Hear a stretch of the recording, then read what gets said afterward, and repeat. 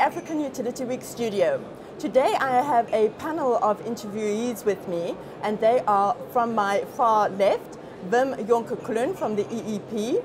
I've got Refilwe Mokgosi from the city of Klunne, and Bobbi Harris, who is from the African Utilities Technologies Council. Welcome to you all. Thank you. Thank you. Bobbi, I'd like to start with you. You have hosted a conference, co-located conference here at African Utility Week. What were the main trends that were coming out of that conference session? Thank you. Yes, for Africa UTC, it was important for us to hear from the delegates and to share with the delegates the things that we're hearing across the world. Not just in Africa, it was nice to hear that the trends, the challenges, the issues are so similar to the United States, to Europe, to Latin America. Some of those include things like IT-OT convergence. This is a real challenge around utilities, not only for their technologies in IT and OT, but also for their manpower in IT and OT. The other challenge and trend that we're hearing about is the IP transition, going from analog communications to digital communications, which will enable the utilities of the future. And probably the final trend that I've loved hearing about was a lot of the cybersecurity. We have a lot of challenges, but thankfully we have a lot of experts that are looking after those challenges in cybersecurity.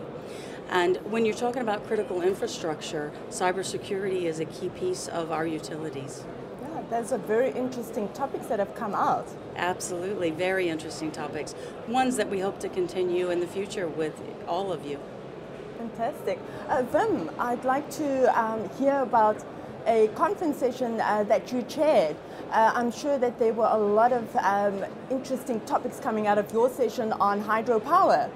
Yeah, thank you, Nicolette. Indeed, the session yesterday on small hydro went extremely well, actually. I had a very distinguished panel which brought together a lot of expertise in really building plants, having plants in operation, and really experiencing what it is to run small hydro plants. We also had a good introduction with an overview of what's happening in Africa and what barriers a number of projects do face, which was actually echoed by our panelists. And basically what came out is that hydro is indeed a mature technology that makes business sense for businesses in Africa to run, either using a single off-taker like a tea factory or feeding into the grid as one of the other panelists were doing. We did identify a number of barriers or challenges that they seem common in the sector. But I think we will be able to overcome that, and then hydro definitely is one of the better renewable options, at least from the perspective of my panel. So I think it actually was a very nice session. Oh, fantastic. And Refilwe, you are attending African Utility Week as a delegate from the city of Klunne, and I'm sure that your municipality has particular challenges which you perhaps have found solutions for at the conference session. Can you share that with us?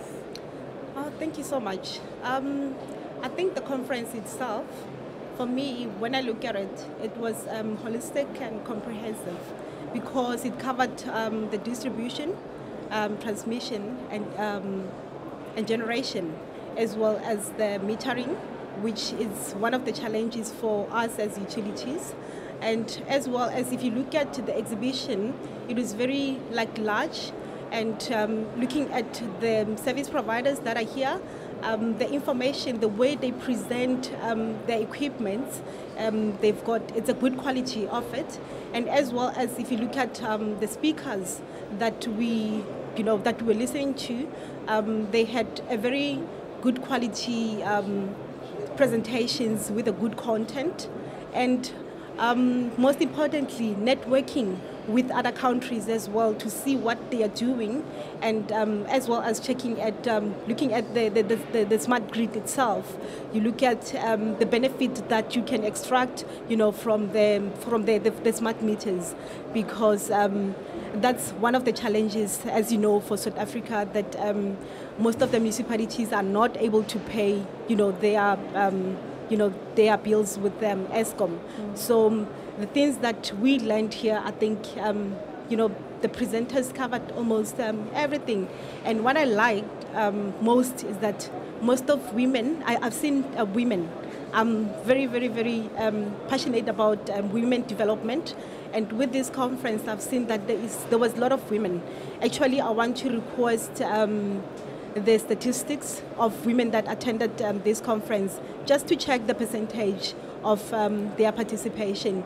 Because coming from AMU as well, we want to open the platform for women to participate. So looking at Africa Week Utility, that they're doing the same, it's so impressive. So yeah, that's about it. I think you got quite a bit out of the conference sessions then. Thank you for sharing. Bobbi, I'd like to now go on to looking at the future. And you've mentioned a lot about technology coming from that field. And one of the interviews that I was doing earlier today spoke about Bitcoin. And I think that is something that is really coming out at the moment. What are your predictions, not just for Bitcoin, but for technology in general? That's an excellent question. Predictions for technology, many times you can get ahead of the market. And I think it's really important from the utility perspective, who are risk averse to start with. I think a lot of times they would rather be the fast followers rather than the ones leading the charge in those innovations and in those new technologies and new business models. But we're seeing the collaboration, and I think that's more the point. If it's a technology like Bitcoin, or like even smart metering, or solar, community solar, and smart inverters and smart cars, if you will, all of those technologies will have their day in various places. I think what's most important, and what we saw here at Africa Utility Week, is that there's no wrong answers, and there's no wrong timeline for utility. You can start in multiple places. You can bring technology online in multiple ways. There's not one right answer. And I think that's important for utilities to know that, yes, you can collaborate and learn from other people, but do it in your own way. Grab the technologies that will help you get the most return on your investment the quickest, as you believe, and then don't be afraid to pilot or try many things until you find your sweet spot. That's very good advice. Thank you for sharing that. Thank you. Wim, in terms of the hydropower sector, what are your predictions? Where do you see that going, especially with climate change and the stress that we have on our water resource? That's indeed an issue we have to look into. The session I shared was particularly small hydro. What we actually did discuss is that small hydro isn't that vulnerable to climate change or change in the water resource. It's particularly your large-scale dams like your Karibas that do have an issue there. Small-scale hydro typically doesn't use all the water that's in the stream anyway. So I actually think that small-scale hydro is going to play a bigger role than it currently is. It is a technology that's quite undervalued at the moment. And as soon as we can convince both policymakers but also utilities that there is a real role for small hydro, just to augment what we have. I mean, for small hydro, we not talk about hundreds of megawatts. We're talking of megawatts, perhaps even tens of megawatts if we bundle projects. It will have a definite effect on the rural areas and areas where you put that small hydro, and can provide that end-of-line stability for the power, etc. But also, if we look at cities, I mean, the city of Tshwane is integrating small hydro in the water system. So there is a lot of potential there. And I think we will see more development with improved technology, even also with hydro, still reduction in cost. I think what we will see is that a lot of small hydro development will take place. What we need to do is make sure it's visible.